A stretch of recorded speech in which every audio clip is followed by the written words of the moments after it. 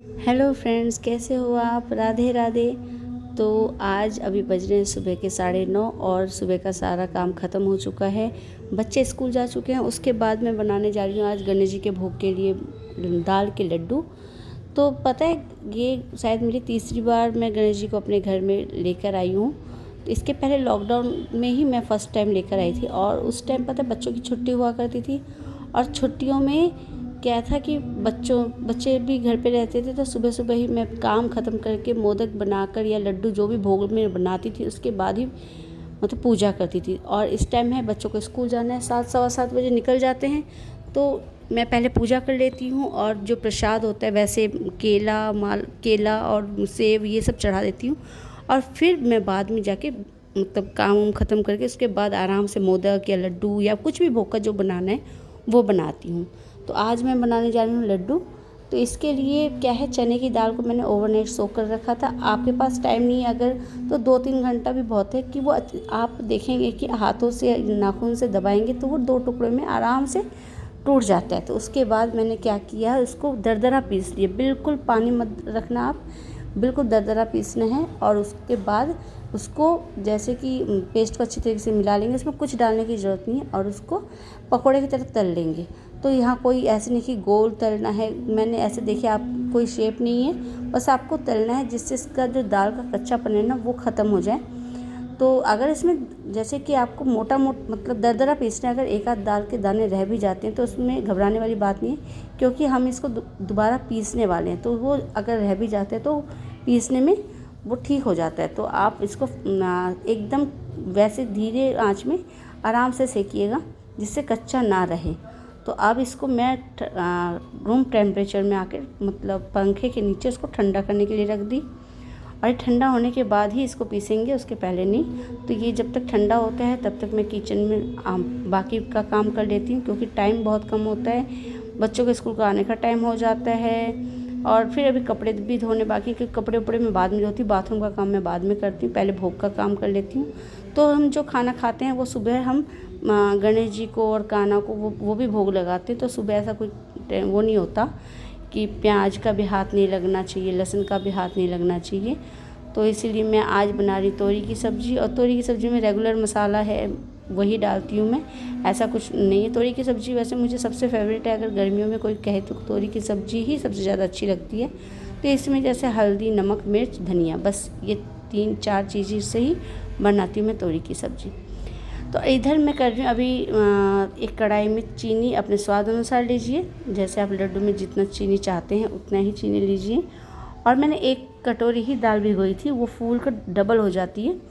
और जितना चीनी आप लेंगे उससे आधा आप पानी का यूज़ करेंगे। जैसे अगर आपने 1 पाव चीनी अगर डाला है तो आप 125 या 150 ग्राम ही पानी का यूज़ करिए चाशनी बनाने के लिए। उसके बाद मैंने डाला है थोड़ा सा इलायची कूट के, इलायची पाउडर मेरे ख़त्म हो गया था, तो इलायची को कूट के मैंने डाल दिया है, छिलका अलग करके।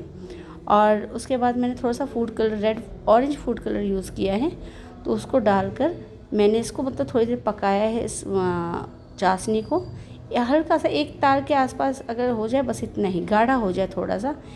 और इसके बाद जब ये ठंडे हो गए हैं पकोड़े जो डाल के, उसको मैंने दरदरा ही पीस लिया है कि दानेदार लड्डू होने चाहिए ना।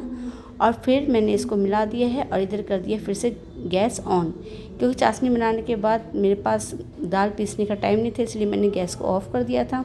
और जब भी आप दाल डालें चाशनी में तो आप गैस को थोड़ी देर के लिए ऑफ़ कर दें। उसके बाद मैंने ऑन करके इसको अच्छी तरीके से भून लिया। बहुत लो फ्लेम में आँच होनी चाहिए, और इसको अच्छी तरीके से आप दोबारा चाशनी में जब डालें तो अच्छी तरीके से इसको सेक लें।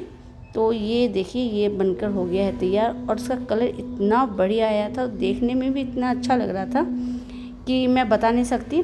और जब इसको ध्रुव ने खाया ना तो वो मतलब लड्डू कम खाता है, लेकिन स्कूल से आते ही इतना खुश हो गया लड्डू को देखकर। और मतलब एक के बाद एक लड्डू, उसने 3-4 लड्डू खा लिए, जबकि लड्डू मेरे बिल्कुल भी नहीं खाता।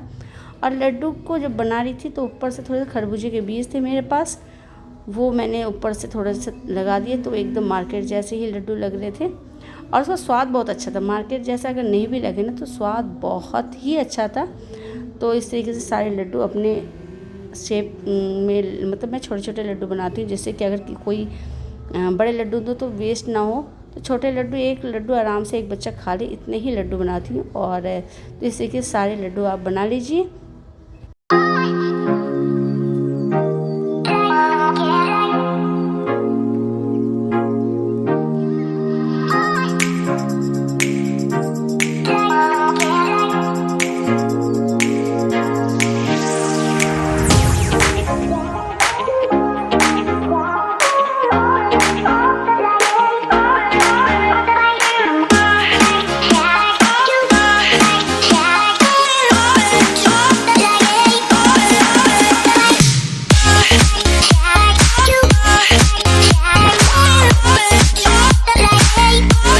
जी को, कान्हा को, सबको भोग लगाने के बाद ये दिया देखना ज़रूरी है, क्योंकि ये अखंड ज्योत मेरी जल रही है और जब तक गणेश जी हमारे घर में विराजमान है तब तक ये जलती ही रहेगी।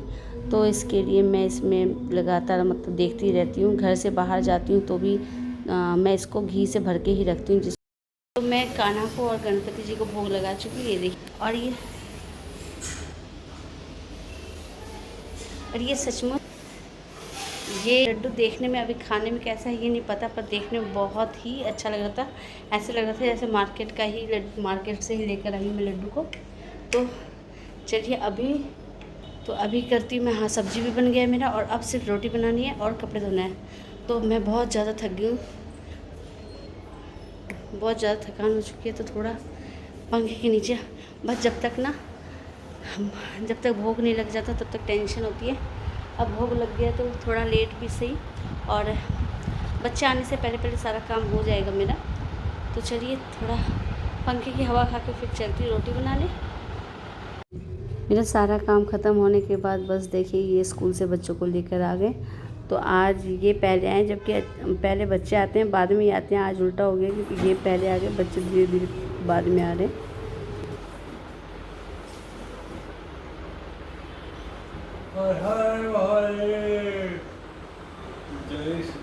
आज मम्मी ने मोतीचूर के लड्डू बनाए।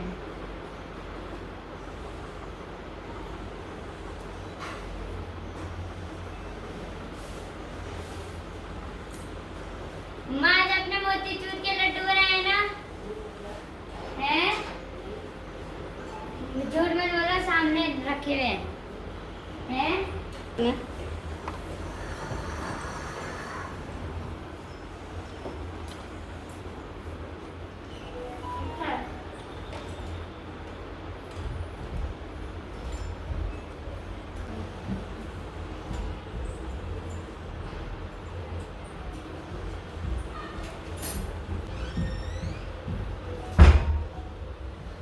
और मम्मी ने मोतीचूर के लड्डू बनाए। बच्चे स्कूल से आ गए हैं और मयंक थोड़ा सा मतलब पानी पी के थोड़ा आराम कर रहा है, और ध्रुव जल्दी से स्कूल से आके बैठता नहीं है। वो फटाफट अपना कपड़े वपड़े चेंज करना होता है तो कर लेते हैं। और वो आके सबसे पहले खुश हुआ है कि मम्मी ने आज मोतीचूर के लड्डू बनाए। देख लिया था उसने भोग में, और उसे पता भी था कि मैं आज लड्डू बनाऊंगी, क्योंकि जब मैं रात को दाल भिगो रही थी उसने पूछा भी था कि मम्मी आप क्या करोगे दाल से। तो मैंने कहा था कि लड्डू बनाऊंगी। तो वो आज पूरे शायद स्कूल में गया था, उसके दिमाग में ये चल रहा था कि मम्मी लड्डू बनाएगी, और आके वो इतना खुश हुआ है कि 2-3 लड्डू वो खा लिया है। तो मेरे को बहुत अच्छा लगा कि उसको लड्डू बहुत पसंद आए। उसके पापा को भी बहुत पसंद आए थे। मयंक थोड़ा लड्डू तो पसंद करता है, लेकिन मार्केट का ज़्यादा करता है, तो वो भी खा लिया था। 2 लड्डू तो उसने भी खाए थे, लेकिन मुझे ऐसा लगा कि मयंक को कम पसंद आया है, लेकिन इसके पापा और ध्रुव को तो बहुत ज़्यादा पसंद आया। तो चलिए अच्छा लग रहा है कि हाँ लड्डू अच्छे बने थे। तो खाना खाने के बाद मैंने बच्चों को सुला दिया था 2 घंटे, और 2 घंटे में मैंने बाकी का काम समेटा, जैसे किचन को साफ़ करना था, बर्तन मांजने थे। तो वो सारा काम ख़त्म करने के बाद मैंने बच्चों को उठाया। तो आज मयंक की फरमाइश थी कि ओरियो शेक बनानी है, और ये ध्रुव देखिए कैसे कैमरे को हिला रहा है। तो ओरियो शेक में आपको चाहिए ओरियो के बिस्किट, चॉकलेट और चॉकलेट सिरप, दूध और चीनी। तो ओरियो के बिस्किट मैंने डाल दिए हैं। आपके पास जो भी चॉकलेट अवेलेबल है वो आप चॉकलेट यूज़ कीजिए, इससे फ्लेवर बहुत अच्छा आता है। और दूध, और मैंने जब चीनी डाला तो वो शूट करना मतलब भूल गई, तो आप उसमें चीनी भी ऐड करिएगा। और ये देखिए मैंने क्या किया है कि इसके बाद जो ग्लास में, जिस ग्लास में मैं सर्व करूँगी ना, उस ग्लास को मैंने थोड़ा डेकोरेट कर दिया चॉकलेट सिरप से। तो इससे वो देखने में ज़्यादा अट्रैक्टिव लग रहे थे। और कोई भी चीज़ हो, बच्चों को जो ज़्यादा अच्छे लगते हैं, तो देखने में अच्छा हो ना, तो बच्चे ज़रूर पीते हैं। चाहे वो आप स्वाद थोड़ा कम ज़्यादा चल जाएगा, लेकिन देखने में जैसे आप मार्केट जैसा लुक दीजिए तो बच्चे ज़्यादा खुश होते हैं। ऊपर से डालिए आप चॉकलेट के 1-2 टुकड़े और बिस्किट के 1-2 पीस डालिए। और इसको देखिए, आप देखने में इतना मार्केट जैसा लुक आ रहा है। बच्चे बहुत खुश होकर पी रहे थे। मैं कोई शेक पसंद नहीं करती, चाहे कोई भी। हाँ, एक मैंगो शेक तो पसंद करती हूँ, बाकी शेक में मुझे कोई शेक पसंद नहीं है। तो ये देखिए, देखने में इतना अच्छा लग रहा था ना। कैसा है? अच्छा नहीं है, बिल्कुल नहीं। चलो वापस। बहुत अच्छा है। खैर मैं ये पीती नहीं हूँ, तो तीसरा ग्लास इसके पापा के लिए।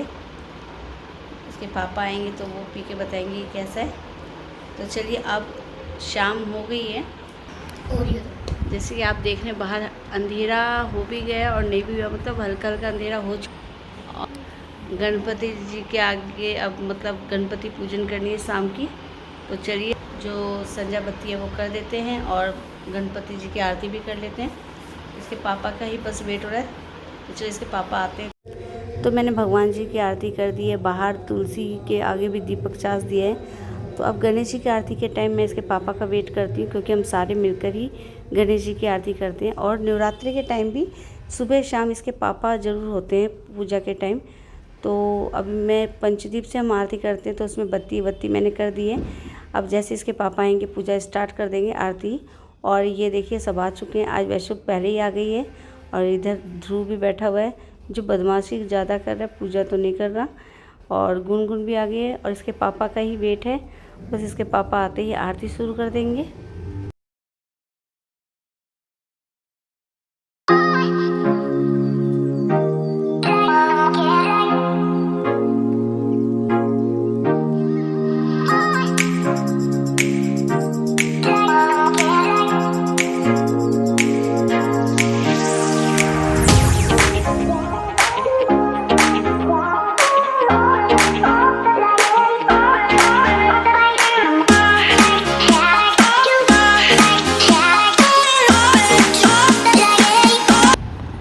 क्या है ये? कबाब, बर्फ, ठंडा पानी। ओह, ठंडा ठंडा ठंडा। ओह, ध्रुव को बुला, ध्रुव को बुला, ध्रुव को बुला, ध्रुव को बोलो इसको ले जाए। बोल ध्रुव, इसको ले जाओ।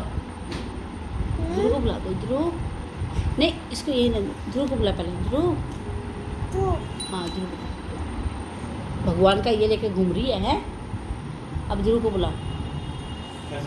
तो शाम की पूजा पाठ भी हो गई है और मयंक, ध्रुव और गुनगुन तीनों अंदर वाले कमरे में बैठ के पढ़ाई करने चले गए। और ये मेरे साथ मस्ती कर रही है। ये मेरे साथ चिपक के इसलिए बैठी क्योंकि इसके बड़े पापा इसको बुला रहे हैं कि आजा, तो इसको जाना नहीं है। पहले तो ये देखकर इनको रोती थी, लेकिन हाँ अब ये रोती नहीं है, पर गोदी में नहीं जाना। तो आज के ब्लॉग में बस इतना ही। आई होप आप सबको मेरा ब्लॉग पसंद आ रहा है। पसंद आ रहा है तो लाइक कीजिए, शेयर कीजिए, सब्सक्राइब कीजिए। अगर मेरे चैनल में नए हो तो आप सब्सक्राइब ज़रूर करें।